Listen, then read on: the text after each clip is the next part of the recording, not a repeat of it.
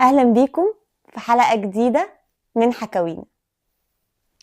الكلمة اللي هنقولها النهاردة ممكن تبان بسيطة، بس مفعولها زي السم اللي بيمشي في الدم بالراحة.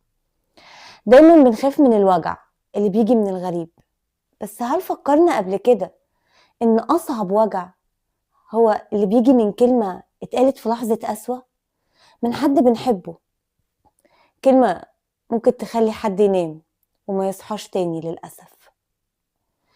مش مبالغة على فكرة.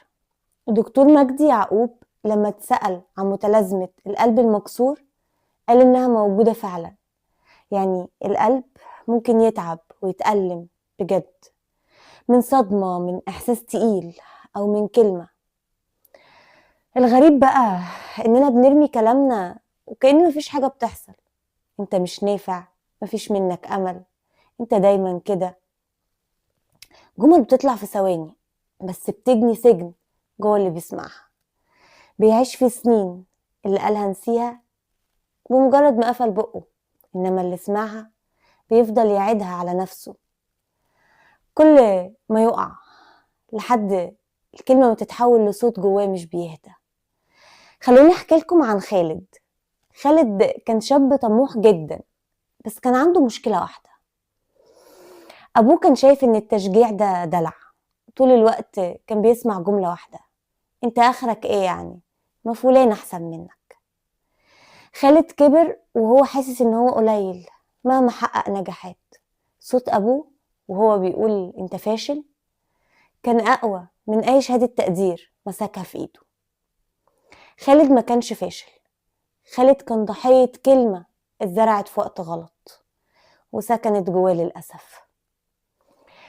الوجع مش دايما بيبان بدموع وصريخ. في ناس شكلها عادي جدا تضحك وتهزر، بس جواها حاجة تقيلة مش مبيناها لحد.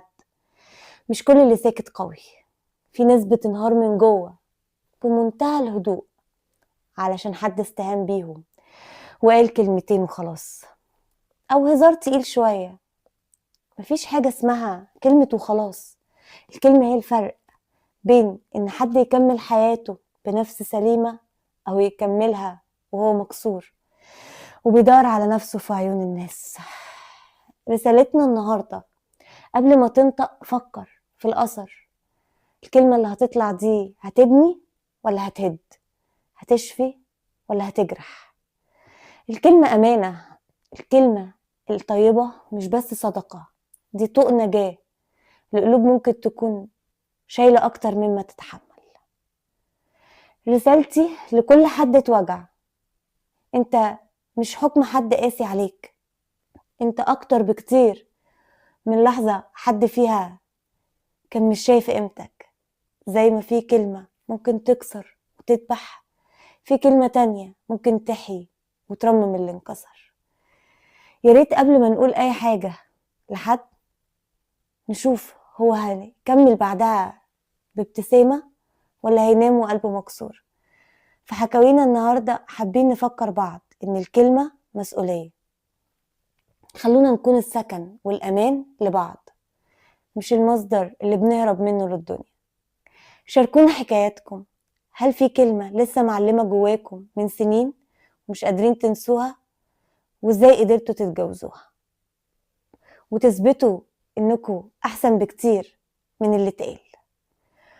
وانتظرونا في حلقة جديدة من حكاوينا.